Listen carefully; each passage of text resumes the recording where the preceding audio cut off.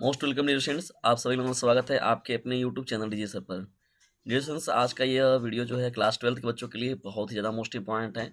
और ये उत्तर प्रदेश के वाराणसी जिले का तो चैनल है डियर स्टूडेंट्स, लेकिन ये जो मोस्ट इंपॉर्टेंट प्रश्नों की श्रृंखला होती है वो यूपी के साथ ही साथ एमपी बोर्ड हो गया, बिहार बोर्ड हो गया। देखिए बिहार बोर्ड का तो टाइम टेबल भी आ गया है।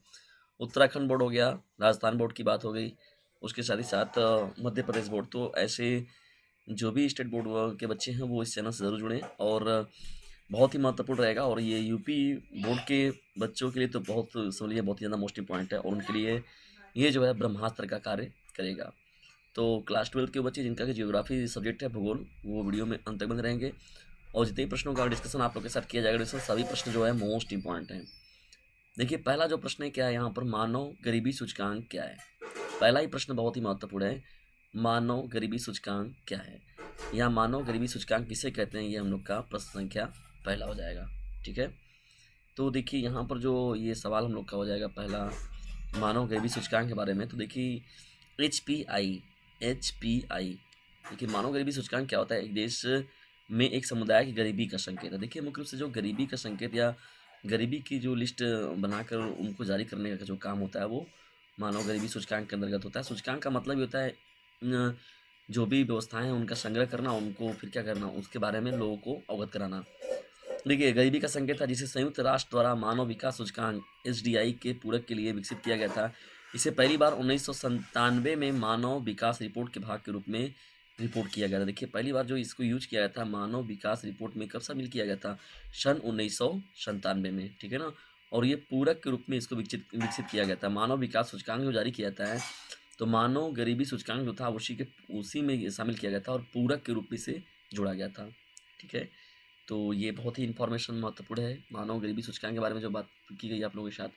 देखिए यहाँ पर इसके बारे में अगर हम लोग थोड़ा सा और डिस्कशन करें तो मानव विकास रिपोर्ट जो मैंने अभी ऊपर बताया भी था आप लोगों को, 1997 यानी 1997 वाला जो आया हुआ था मानव गरीबी सूचकांक एचपीआई, एक देश में एक समुदाय की गरीबी का संकेत है जिसे संयुक्त राष्ट्र द्वारा मानव विकास सूचकांक के रूप पूरक के रूप में विकसित किया गया। 2010 में इसे संयुक्त राष्ट्र के बहुआयामी गरीबी सूचकांक द्वारा दबा दिया गया था। देखिए रिफरेंस यहाँ पर ये है 2010 में जो क्या किया गया था, संयुक्त राष्ट्र संघ के बहुआयामी गरीबी सूचकांक जो था इसके द्वारा इसको पैक कर दिया गया था। इसके तरीके से मतलब इसको नज़रअंदाज कर देने की बात हो गई थी ना, जिसमें कि बहुआयामी गरीबी सूचकांक यानी जो बाद में बनाया गया बहुआयामी गरीबी सूचकांक को जब लाया गया था 2010 में, तो संयुक्त राष्ट्र संघ के द्वारा तो इसे क्या किया गया था, इसे कैद कर लिया गया था, तो इसको मतलब नज़रअंदाज कर दिया गया। तो बाद में यहाँ पर जो बहुआयामी बात थी तो उस पर ज़्यादा चर्चा किया गया।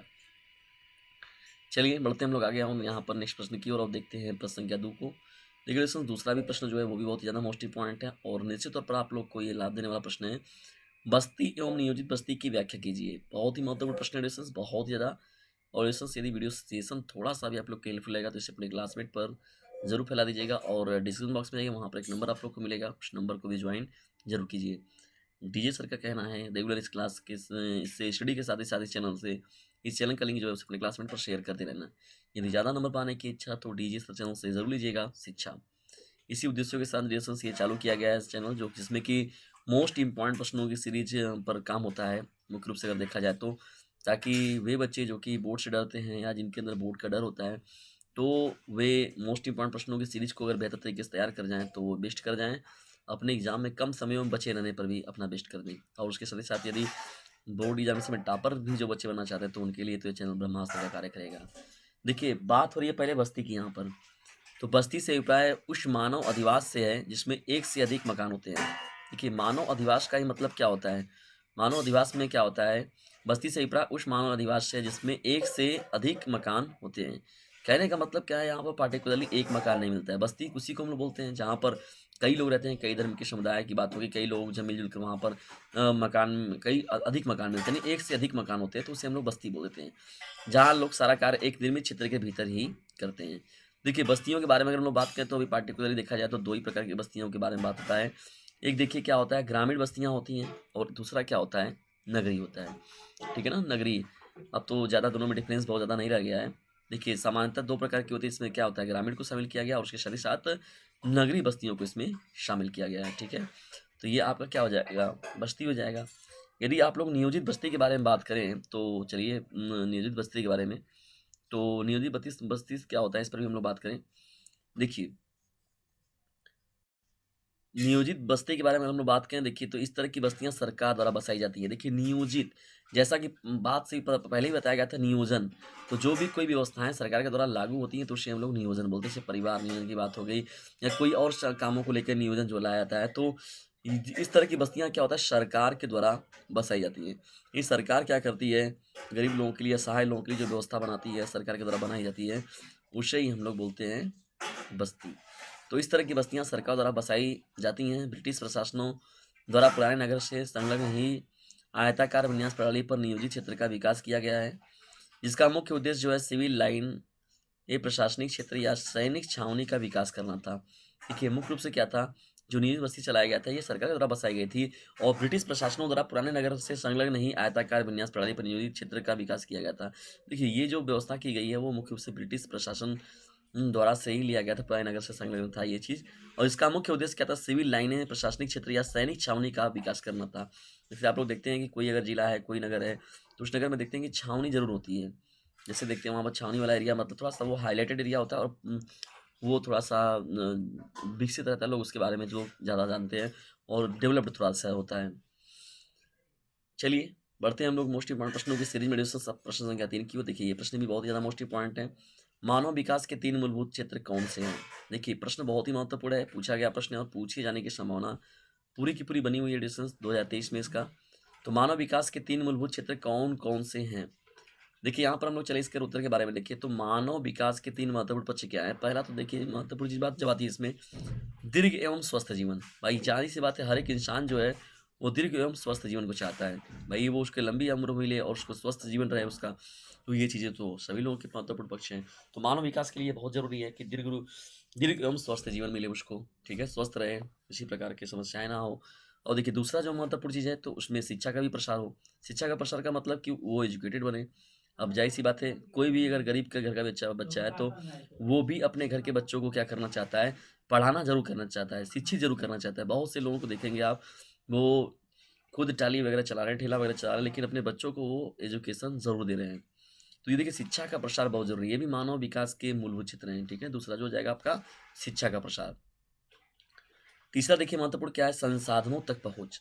संसाधनों तक पहुँच का मतलब ऑडिशंस की जो भी संस्थानें संस्थाएँ या जो भी संसाधन व्यवस्थाएँ जो हैं, मॉडर्निटी के हिसाब से जो आती हैं, तो मॉडर्निटी के हिसाब से जो भी संसाधन होते हैं, तो लोग ये सोच रहे हैं कि मानव विकास इस बारे में सोच रहा है कि संसाधनों तक उसकी कैसे पहुँच हो सकती है। जैसे हम लोग बात करें पार्टिकुलरली कोई भी व्यवस्था हो गया, जैसे सोलर सेल की बात होगी, सौर ऊर्जा की बात करें तो सभी लोग सौर पैनल लगवाना चाहते हैं। कोई भी जो है साइकिल वगैरह में सभी लोग सोचते हैं कि नहीं फोर व्हीलर हमारे पास भी रहे।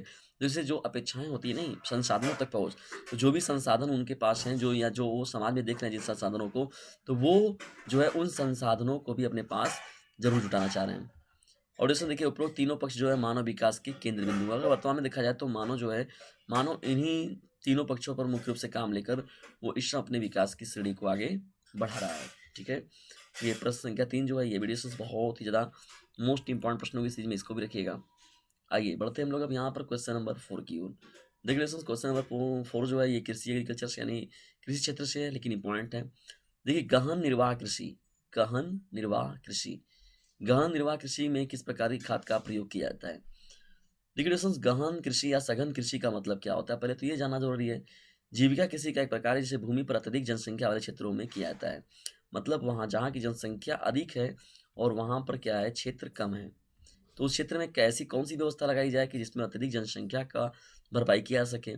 नहीं, गहन कृषि या सघन कृषि का मतलब हो गया उत्पादकता में एक तरीके से वृद्धि, यानी कृषि उत्पादकता को कैसे बढ़ाया जा सके, बड़े पैमाने पर कैसे खेती किया जा सके, इसके बारे में जो सोचने की बात होती है, विचार की बात होती है, उसे ही हम लोग गहन कृषि बोलते हैं, सघन कृषि बोलते हैं। ना? पहले देखिए यहाँ मैंने जोड़ दिया इसीलिए अत्यधिक जनसंख्या वाले क्षेत्रों में किया जाता है। यह श्रम साध्य कृषि है जहाँ उत्पादन को बढ़ाने के लिए अधिक मात्रा में जैव रासायनिक निवेशों और सिंचाई का प्रयोग किया जाता है। भाई ज़ाहिर-सी बात है कि जैव रासायनिक जो निवेश रहेंगे, नहीं जैव रासायनिक जो खादें होती हैं तो उनका महत्वपूर्ण रूप से जो होता है गहन निर्वाह कृषि में उपयोग किया जाता है और सिंचाई भी जो होता है वो भरपूर मात्रा में दिया दिया जाता है, ठीक है? देखिए, अगर हम लोग यहाँ पर निर्वाह कृषि के बारे में और थोड़ा बहुत बात करें तो देखिए, अधिक धूप वाले में क्या होता है ये, अधिक धूप वाले दिनों से युक्त जलवायु और उर्वरक मृदा वाले खेतों में एक ही वृक्ष वर्ष में एकाधिक फसल उगाया जा सकता है। यह कृषि दक्षिणी, दक्षिण-पूर्वी और दक्षिण एशिया के सघन जनसंख्या वाले प्रदेशों में प्रचलित देखिए, यहाँ पर इस खेती के अगर इनकी इन खेती के बारे में हम लोग बात करें तो अधिक धूप वाले दिनों में संयुक्त देखिए जलवायु और उर्वर मृदा वाले खेतों में एक ही वर्ष में एकाधिक फसल उगाया जाता है। मतलब कृषि को और बड़े पैमाने पर बढ़ाना और ज़्यादा से ज़्यादा फसलों को कैसे तैयार किया जा सकता है। और मुख्य रूप से अगर बात करें देखिए तो ये एशिया के दक्षिण कृषि जो है दक्षिणी दक्षिण-पूर्वी और पूर्वी एशिया के सघन जनसंख्या वाले प्रदेशों में प्रचलित है। जिसका नाम है गहन निर्वाह कृषि। ठीक है, ये बहुत ही पॉपुलर क्वेश्चन था आप लोग के लिए। Question number 4। देखिए गहन निर्वाह कृषि के बारे में हम लोग थोड़ा-सा और बात करते हैं आप लोगों के साथ, ताकि जैसे लघु उत्तरी में आपसे पूछे या नम क्लैरिफिकेशन आपके पास हो जाए इसका, ताकि आप अच्छे से लिख सकें इसके बारे में। देखिए गहन निर्वाह कृषि में किस प्रकार की खाद का देखिए गहन निर्वाह कृषि होता क्या है? गहन निर्वाह कृषि में क्या होता है, पशुओं के गोबर एवं हरी खाद का प्रयोग किया जाता है। देखिए पशुओं के गोबर को प्रयोग किया जाता है और हरी खाद का मुख्य रूप से इसमें क्या किया जाता है, प्रयोग किया जाता है। तो गहन निर्वाह कृषि में पशुओं के गोबर एवं हरी खाद का प्रयोग किया जाता है, जिसमें प्रति हेक्टेयर उत्पादन अधिक होता है। मतलब प्रति हेक्टेयर उत्पादन का मतलब हो गया कि ज़ाहिर-सी बात है कि जब ये व्यवस्थाएँ होंगी तो उनके प्रति हेक्टेयर जो उत्पादन होगा, उनकी उत्पादकता में ऑटोमेटिकली वृद्धि देखने को मिलेगा। और कम क्षेत्र में अधिक उत्पादन करना गहन निर्वाह कृषि कहलाता है। देखिए, ये जो डेफ़िनेशन है ये महत्वपूर्ण रूप से आप इसको जानिएगा कि कम क्षेत्र में अधिक उत्पादन करना गहन निर्वाह कृषि का एक बहुत ही अहम कड़ी है, बहुत ही महत्वपूर्ण बात है। इसे बिल्कुल भी मत भूलिएगा। चलिए डिस्कस हम लोग अब आगे बढ़ते हैं, देखते हैं यहाँ पे क्वेश्चन नंबर तो ये 4 था आप लोगों का। अब क्वेश्चन नंबर हम लोग बढ़ते हैं यहाँ पर क्वेश्चन नंबर 5 की ओर और ये हम लोग का अंतिम प्रश्न भी रहेगा आज के सेशन का। और फिर दूसरे किसी सेशन के साथ हम लोग मिलते हैं। चलिए देखिए डिस्कस यहाँ पर 5वां क्या है प्रश्न आप लोग का, ग्रामीण बस्तियों के भौतिक लक्षण के कौन-कौन से कारक हैं? देखिए ग्रामीण बस्तियों के भौतिक लक्षण के बारे में हम लोग बात करें, देखिए तो भौतिक लक्षण अगर देखिए बात कर रहे हैं, भौतिक लक्षण का मतलब वे भौतिक लक्षण जो हमको मतलब प्रत्यक्ष रूप से दिख जाते हैं हमारे सामने ना, भौतिक लक्षण। भूभाग की प्रकृति, भूभाग की प्रकृति क्या है? वहाँ की ऊँचाई क्या है? जलवायु क्या है? और जल की उपलब्धता क्या है? देखिए ग्रामीण बस्तियों के भौतिक लक्षण में मुख्य रूप से इनको जोड़ा जाता है। क्या होता है? भूभाग की प्रकृति, ऊँचाई, जलवायु और जल की उपलब्धता। उसके साथ ही साथ सांस्कृतिक और मानव जाति भी अगर कारक देखा जाए, मानव जाति कारक के रूप में देखा जाए, सांस्कृतिक और मानव जाति के रूप में जो कारक बनाए गए हैं। देखिए सामाजिक संरचना, सामाजिक संरचना का मतलब कि वो किस संरचना में रहते हैं, जाति क्या है उनका और धर्म क्या है। जबकि सुरक्षा संबंधी अगर कारकों के बारे में अगर हम लोग बात करें, तो देखिए सुरक्षा संबंधी कारकों में क्या-क्या बातें सामने आती हैं, उस पर भी हम लोग थोड़ा-सा बातें कर लें। देखिए सुरक्षा संबंधित कारकों में जो होता है वो क्या होता है, उसमें चोरियों और डकैतियों से सुरक्षा करते हैं। तो ये सुरक्षा संबंधित कारक हो गए आपके, ठीक है? सुरक्षा संबंधित और ये मानव जातीय कारक हो गए और ये जो था सांस्कृतिक और मानव जातीय कारक और भौतिक लक्षण में तो भू-भाग की प्रकृति, ऊँचाई और जलवायु और जल की उपलब्धता ये था। ठीक है? चोरियों और डकैतियों से सुरक्षा करते हैं। तो ये महत्वपूर्ण रूप से बातें हैं। लेसन्स ये रहा मोस्ट इम्पोर्टेंट ज्योग्राफी का आज का महत्वपूर्ण सेशन भूगोल का।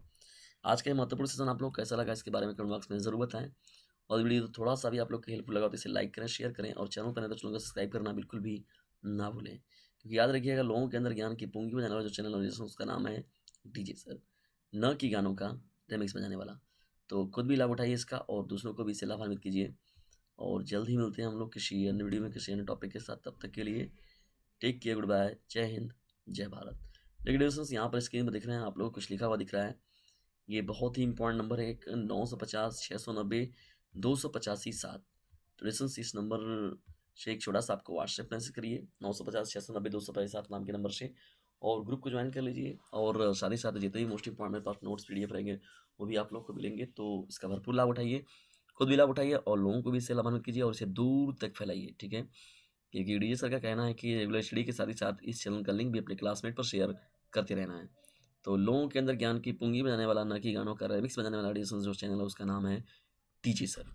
तो और याद रखिएगा यदि ज़्यादा नंबर पाने की इच्छा तो डीजे सर चैनल से ज़रूर लीजिएगा शिक्षा। और अंत में आप लोग को डिस्कस मोस्ट इंपॉर्टेंट प्रश्नों की सीरीज पर काम तो करना ही पड़ेगा। बचे हैं आप लोग के पास समय बहुत ही कम बचा हुआ है, 2 महीने भी लमसम नहीं है आप लोगों के पास। तो लग जाइए क्योंकि याद रखिएगा अब नहीं तो कभी नहीं। जम कर लगिए, रेगुलर स्टडी कीजिए और जो भी प्रॉब्लम समस्याएँ आती हैं तो व्हाट्सएप मैसेज के थ्रू भी आप हमसे गुफ्तगू कर सकते हैं। उसके साथ ही साथ जो अपनी व्यवस्था है वो कमेंट बॉक्स के थ्रू भी हमें पहुँचा सकते हैं। तो व्हाट्सएप मैसेज अगर देते हैं तो जो भी प्रश्नों का डाउट वगैरह रहेगा तो आप उस पर स्क्रीनशॉट मार के फ़ोटो खींच के जैसे भी आप लोग को खुद ही समझ में आएगा डिस्कस मुझ तक पहुँचा सकते हैं। तो जल्द ही मिलते हैं हम लोग किसी अन्य टॉपिक में। लेकिन डिस्कस इस नंबर का खुद भी लाभ उठाइए, लोगों को भी इससे लाभान्वित कीजिए और इसे दूर तक फैलाइए। जय हिंद, जय भारत।